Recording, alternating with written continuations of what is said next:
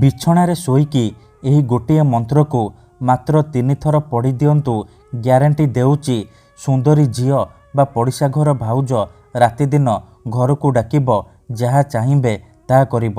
ହଁ ଫ୍ରେଣ୍ଡସ୍, ଯଦି ଆପଣ କେଉଁ ଝିଅ ବା ବିବାହିତା ନାରୀକୁ ମନେ ମନେ ଭଲ ପାଉଛନ୍ତି କିନ୍ତୁ ଯେତେ ଚେଷ୍ଟା କଲେ ମଧ୍ୟ ତାକୁ ପଟେଇ ପାରୁନାହାନ୍ତି, ତାକୁ ନିଜର ମନ କଥା କହିବାକୁ ଡରୁଛନ୍ତି, ଆଉ ଆପଣ ଚାହୁଁଛନ୍ତି କି ସେ ଝିଅ ବା ବିବାହିତା ନାରୀ ନିଜେ ଆସି ଆପଣଙ୍କୁ ଭଲ ପାଉଛି ବୋଲି କହୁ, ତେବେ ଆଜିର ଏହି ଭିଡ଼ିଓଟି ଆପଣଙ୍କର ଇଚ୍ଛାକୁ ପୂରଣ କରିବ। କାରଣ ଆଜିର ଏହି ଭିଡ଼ିଓଟିରେ ମୁଁ ଆପଣଙ୍କୁ ଶିଖେଇବି ଏମିତି ଏକ ପ୍ରଚଣ୍ଡ ମହାଶକ୍ତିଶାଳୀ ବଶୀକରଣ ମନ୍ତ୍ର। ଏହି ବଶୀକରଣ ମନ୍ତ୍ରକୁ ଯଦି ଆପଣ ରାତିରେ ଶୋଇବା ପୂର୍ବରୁ ନିଜ ବିଛଣାରେ ଶୋଇକି ମାତ୍ର 3 ଥର ପଢ଼ିଦେବେ, ଗ୍ୟାରେଣ୍ଟି ଦେଉଛି ସେ ଝିଅ ହେଉ ବା ବିବାହିତା ନାରୀ ଆପଣଙ୍କ ପାଖକୁ ଆସିବା ପାଇଁ ବାଧ୍ୟ ହେବ। ରାତିଦିନ ଘରକୁ ଡାକିବ, ଯାହା ଚାହିଁବେ ତାହା କରିବ, କୌଣସି ପ୍ରକାର ବାଧା ଦେବ ନାହିଁ। ନମସ୍କାର ଫ୍ରେଣ୍ଡସ୍, ଓଡ଼ିଆ ଫଣ୍ଡା ଚ୍ୟାନେଲକୁ ଆପଣମାନଙ୍କୁ ସ୍ୱାଗତ। ଆଜିର ଏହି ଭିଡ଼ିଓଟିରେ ମୁଁ ଆପଣଙ୍କୁ ଶିଖେଇବି ଆପଣ କିପରି ନିଜ ପସନ୍ଦର ସୁନ୍ଦରୀରୁ ସୁନ୍ଦରୀ ଝିଅ ବା ବିବାହିତା ନାରୀକୁ ବଶରେ କରିପାରିବେ, ତାଠାରୁ ନିଜର ମନ ମୁତାବକ କାମ ହାସଲ କରିପାରିବେ। ଏହି ବଶୀକରଣ ଏତେ ଶକ୍ତିଶାଳୀ କି ଯିଏ ବି ଏହାକୁ କରିଛି ସଫଳ ହେଇଛି। ନିଜ ପସନ୍ଦର କେଉଁ ବି କୁଆଁରୀ ଝିଅ ବା ବିବାହିତା ନାରୀକୁ ମୁହୂର୍ତ୍ତକ ଭିତରେ ପଟେଇ ପାରିଛି। ତେଣୁ ଆପଣ ବି ମୋ କଥା ମାନି ଏହି ବଶୀକରଣ ଗୋଟିଏ ଥର କରିକି ଦେଖନ୍ତୁ, ତାପରେ ଦେଖିବେ ଚମତ୍କାର। ଯେଉଁ ଝିଅ ପଟୁନଥିଲା ସେ ଝିଅ ପାଗଳି ପରି ଆପଣଙ୍କୁ ଭଲ ପାଇବ। ଯେଉଁ ବିବାହିତା ନାରୀକୁ ଆପଣ ଦିନରାତି ଭାବୁଛନ୍ତି ସିଏ ନିଜେ ଆପଣଙ୍କୁ ଫୋନ୍ କରିବ, ହାତ ଧରିକି ରୁମ୍କୁ ଡାକିବ, ଯାହା ଚାହିଁବେ ତାହା କରିବ, କୌଣସି ପ୍ରକାର ବାଧା ଦେବ ନାହିଁ। ଏହି ବଶୀକରଣ ସାହାଯ୍ୟରେ ଆପଣ ଶାଶୁ, ନଣନ୍ଦ, ଦିଅର, ଭାଉଜ କାହାକୁ ବି ନିଜ ବଶରେ କରିପାରିବେ। ତାକୁ ପଟେଇ ତାଠାରୁ ନିଜର ମନ ମୁତାବକ କାମ ହାସଲ କରିପାରିବେ। ଏଥିପାଇଁ ଆପଣଙ୍କୁ କୌଣସି ପ୍ରକାର ମନ୍ତ୍ରତନ୍ତ୍ର କରିବାକୁ ପଡ଼ିବନି କିମ୍ବା କିଛି ବି ପଇସା ଖର୍ଚ୍ଚ କରିବାକୁ ପଡ଼ିବନି।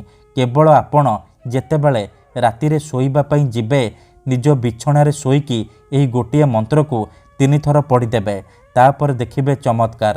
ଏପଟେ ଆପଣ ମନ୍ତ୍ରକୁ ପଢ଼ିବା ମାତ୍ରେ ସେ ଝିଅ ହେଉ ବା ବିବାହିତା ନାରୀ ବିଚଳିତ ହୋଇ ଉଠିବ, ଆପଣଙ୍କ ଆଡ଼କୁ ଆକର୍ଷିତ ହେବାକୁ ଲାଗିବ। ଯେପର୍ଯ୍ୟନ୍ତ ଆପଣଙ୍କ ପାଖକୁ ଆସିନି, ଆପଣଙ୍କ ସହିତ ସମ୍ପର୍କ ରଖିନି, ସିଏ ଗୋଟେ ମୁହୂର୍ତ୍ତ ବି ରହିପାରିବନି। ତେବେ ଏହି ବଶୀକରଣ କରିବା ସବୁଠାରୁ ସହଜ। ଏହାକୁ କେହି ବି ଅତି ସହଜରେ କରିପାରିବେ। କିନ୍ତୁ ମୋର ଆପଣମାନଙ୍କୁ ଅନୁରୋଧ କି ମନରେ କୌଣସି ଖରାପ ଉଦ୍ଦେଶ୍ୟ କିମ୍ବା କୌଣସି ଖରାପ କାମ ପାଇଁ ଆପଣ ଏହି ବଶୀକରଣ ପ୍ରୟୋଗ କରିବେନି। ଯଦି ଆପଣ ସତରେ ସେ ଝିଅ ବା ନାରୀକୁ ଭଲ ପାଉଛନ୍ତି, ତାକୁ ବିବାହ କରିବାକୁ ଚାହୁଁଛନ୍ତି, ତେବେ ଆପଣ ଏହି ବଶୀକରଣ ପ୍ରୟୋଗ କରିବେ। ଅନ୍ୟଥା ମନରେ କୌଣସି ଖରାପ ଉଦ୍ଦେଶ୍ୟ କିମ୍ବା କୌଣସି ଖରାପ କାମ ପାଇଁ ଆପଣ ଏହି ବଶୀକରଣ ପ୍ରୟୋଗ କରିବେନି।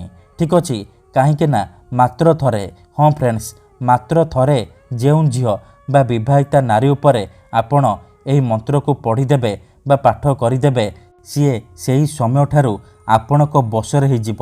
ଆପଣଙ୍କର ସବୁ କଥା ମାନିବ। ଆପଣ ତାକୁ ଯାହା କହିବେ, ଯେମିତି କହିବେ ସିଏ କରିବ, କୌଣସି ପ୍ରକାର ବାଧା ଦେବ ନାହିଁ। ଆପଣଙ୍କର ସବୁ ଇଚ୍ଛା ପୂରଣ କରିବ। ତେବେ ଏହି ବଶୀକରଣ ଆପଣ କିପରି କରିବେ, କେମିତି କରିବେ, ମୁଁ ଆପଣଙ୍କୁ ଶିଖେଇବି। ସମ୍ପୂର୍ଣ୍ଣ ପ୍ରୟୋଗ ବିଧି ଠିକ୍ ଭାବରେ ଶିଖେଇବି। ଜାଣିବା ପାଇଁ ମୋର ଆପଣମାନଙ୍କୁ ଅନୁରୋଧ କି ଆପଣ ଭିଡ଼ିଓଟିକୁ ମୂଳରୁ ଶେଷ ପର୍ଯ୍ୟନ୍ତ ପୁରା ଧ୍ୟାନ ସହିତ ଦେଖନ୍ତୁ, ତେବେ ଯାଇକି ଆପଣ ସମ୍ପୂର୍ଣ୍ଣ ପ୍ରୟୋଗ ବିଧି ଜାଣିପାରିବେ। ଅଧାରୁ ଛାଡ଼ିକି ପଳେଇଲେ କିମ୍ବା କାଟି କାଟି ଦେଖିଲେ ଆପଣ କିଛି ବି ବୁଝିପାରିବେନି। ପରେ କମେଣ୍ଟ କରିବେ, ଗୁରୁଜୀ ଆପଣଙ୍କର ବଶୀକରଣ କାମ କରୁନି। ଦେଖନ୍ତୁ, ବଶୀକରଣ କରିବା ପୂର୍ବରୁ ପ୍ରଥମେ ଆପଣ ବଶୀକରଣକୁ ଠିକ୍ ଭାବରେ ବୁଝନ୍ତୁ, ପ୍ରୟୋଗ ବିଧିକୁ ଠିକ୍ ଭାବରେ ଶିଖନ୍ତୁ, ତାପରେ ଆପଣ ବଶୀକରଣ କରିବା ପାଇଁ ଯିବେ। ମନ୍ତ୍ର, ତନ୍ତ୍ର, ଯନ୍ତ୍ର, ବଶୀକରଣ ଇଏ ଏମିତି ସେମିତି କାମ କରେନି। ମନରେ ସମ୍ପୂର୍ଣ୍ଣ ବିଶ୍ୱାସ, ନିଷ୍ଠା ଆଉ ଏକାଗ୍ରତାର ସହିତ ଆପଣଙ୍କୁ ଏହି ବଶୀକରଣ କରିବାକୁ ପଡ଼ିବ। ତେବେ ଯାଇ ମୁଁ ଆପଣଙ୍କୁ ଗ୍ୟାରେଣ୍ଟି ଦେଉଛି ଆପଣ ଯେଉଁ ଝିଅ ବା ବିବାହିତା ନାରୀକୁ ଚାହିଁବେ ନିଜ ବଶରେ କରିପାରିବେ, ତାକୁ ପଟେଇ ପାରିବେ। ତେବେ ଚାଲନ୍ତୁ ଜାଣିବା ଏହି ବଶୀକରଣ ଆପଣ କିପରି କରିବେ।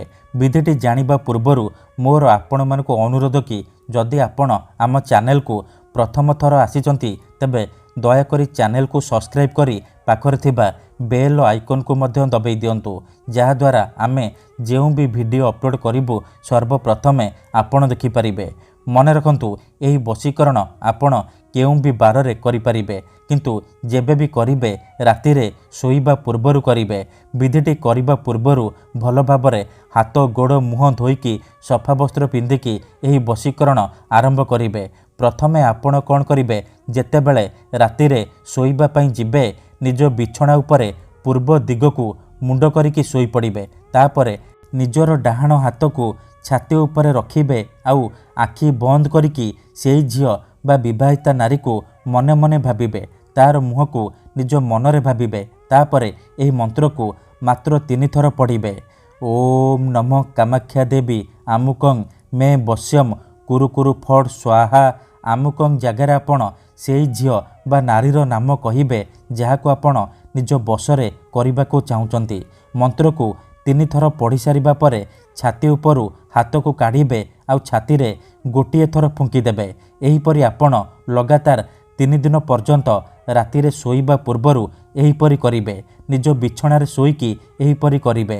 ମନେ ରଖନ୍ତୁ, ପ୍ରଥମ ଦିନରୁ ହିଁ ପ୍ରଭାବ ପଡ଼ିବା ଆରମ୍ଭ ହୋଇଯିବ। ସେ ଝିଅ ହେଉ ବା ବିବାହିତା ନାରୀ ଆପଣଙ୍କ ଆଡ଼କୁ ଆକର୍ଷିତ ହେବାକୁ ଲାଗିବ। ମନେ ରଖନ୍ତୁ, ଏହି ବିଧିକୁ ଆପଣ ଅଧାରୁ ଛାଡ଼ିବେନି। ଲଗାତାର 3 ଦିନ ପର୍ଯ୍ୟନ୍ତ ରାତିରେ ଶୋଇବା ପୂର୍ବରୁ ଏହିପରି କରିବେ। ତାପରେ ଦେଖିବେ କିପରି ସାରା ଜୀବନ ପାଇଁ ସେ ଝିଅ ବା ନାରୀ ଆପଣଙ୍କ ବଶରେ ହୋଇଯିବ। ଧନ୍ୟବାଦ।